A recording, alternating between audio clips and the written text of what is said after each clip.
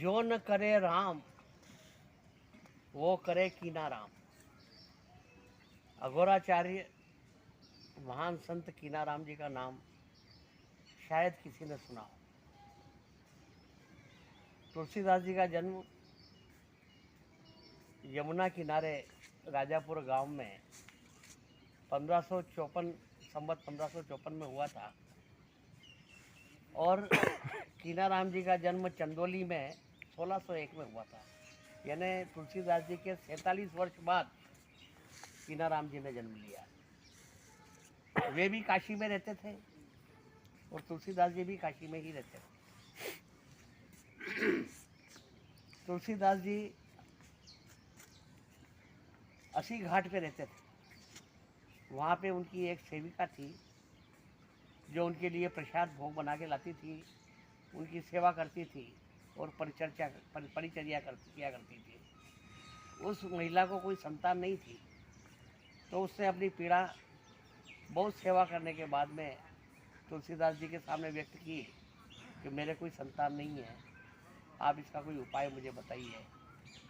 तब तुलसीदास जी ने शाम को संध्या पूजन करने के बाद अपने आराध्य देव से ये प्रश्न किया कि ये सेविका जो मेरी बहुत सेवा करती है और संतानहीन है, इसको संतान चाहिए है।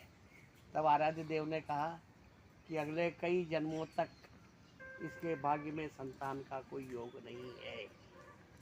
अगले दिन जब वो महिला आई तब तुलसीदास जी ने कहा कि मेरे आराध्य देव ने कहा है कि तुम्हारे भाग्य में अगले कई जन्मों तक संतान का कोई योग नहीं है। तो वो बहुत दुखी हुई, निराश हुई, रोती बिलखती हुई अपने घर जाने लगी। तो अस्सी घाट के आगे एक शिवाला घाट आता है और वहाँ से होके वो गुजर रही थी, रोती जा रही थी। तो किसी ने रास्ते में कहा कि भाई क्यों रो रही है?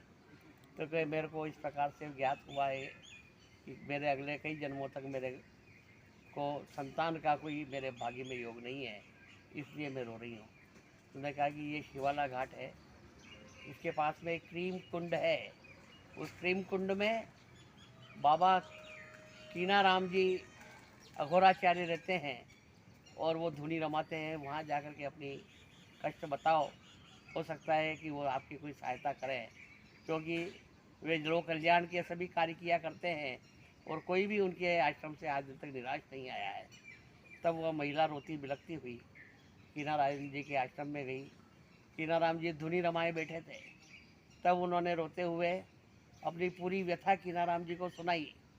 तब कीनाराम जी ने जलती हुई धुनी में से एक लकड़ी निकाली और 5 बार उस महिला के शरीर पर वार किया।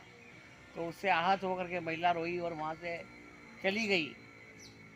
कालांतर में उस महिला को 5 पुत्र प्राप्त हुए। उसने तुलसीदास जी के वहाँ पर जाना बंद कर दिया और इस बात को कई साल गुजर गए। एक बार जब वो अस्सी घाट की ओर जा रही थी और तुलसीदास जी उधर से निकल रहे थे, तो जब उस महिला ने उसके साथ में 5 बच्चे देखे, तब उन्होंने पूछा कि ये बच्चे किसके हैं?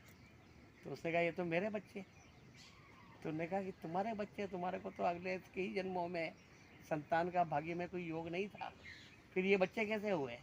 तब महिला ने पूरी घटना बताई कि किस प्रकार से कीनाराम जी के जा कर के मैंने अपनी विपदा बताई थी और उन्होंने किस प्रकार से उनके आशीर्वाद से ही मेरे को ये 5 पुत्र प्राप्त हुए हैं। अब तुलसीदास जी बहुत चिंता में पड़ गए। शाम को संध्या पूजन के बाद में अपने आराध्य देव से उन्होंने प्रश्न किया कि आपने तो कहा था कि अगले कई जन्मों में इसको पुत्र का कोई भाग्य में योग नहीं है, फिर इसको 5 पुत्र कैसे हो गए? और ये कीनाराम जी क्या इतने बड़े सिद्ध संत है जो विधि का विधान पलट सकते हैं? तब आराध्य देव ने कहा कि ऐसा है कि वो अघोरी संत है और अघोरी जो होते हैं वो शिव के उपासक होते हैं, शमशान में रहते हैं, मुर्दे की भस्म लगाते हैं और शरीर से बिल्कुल मोह नहीं रखते हैं और मरने से बिल्कुल नहीं डरते हैं। वे कुछ भी कर सकते हैं। तुम ऐसा करो कि उनके पास में जाओ। उन्होंने कहा कि मुझे आराध्य देव ने कहा कि कोई भी जीवित व्यक्ति का मांस काट करके यदि आप मेरे पास में ले आओगे तो मैं आपके प्रश्न का उत्तर दे सकता हूँ। अब तुलसीदास जी कीनाराम जी के पास में गए और अपनी पूरी बात बताई। तब कीनाराम जी ने अपने शरीर से मांस के कई टुकड़े काट करके तुलसीदास जी के हाथ में रख दिए कि जाओ ले जाओ, ये आपने आराध्य देव को देना। अब तुलसीदास जी वो लेकर के गए। तब आराध्य देव ने कहा कि यही तुम्हारे प्रश्न का उत्तर है। ये कीनाराम जी जो कर सकते थे वो तुम नहीं कर सकते हो। जो कीनाराम जी ने अपने शरीर से मांस काट करके टुकड़े करके दे दिए, क्या तुम्हारे शरीर में मांस नहीं था? क्या तुम काट के नहीं दे सकते थे? पर तुम्हारे में इतनी साहस नहीं है, इतनी हिम्मत नहीं है। तुम मरने से डरते हो, मरने से नहीं डरते। तुम शरीर से मोह रखते हो, शरीर से मोह नहीं रखते हैं।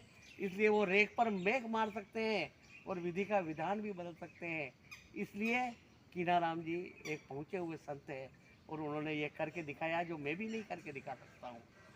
तब तुलसीदास जी अवधूतों के प्रति, अघोरियों के प्रति द्वेष भाव रखते थे। उस दिन से उनके प्रति तुलसीदास जी के मन में द्वेष भाव हो गए, समाप्त हो गया। और तब से उन्होंने लिखा कि सिया राम मैं सब जग जानी, करहूँ प्रणाम जोरी जुग पानी।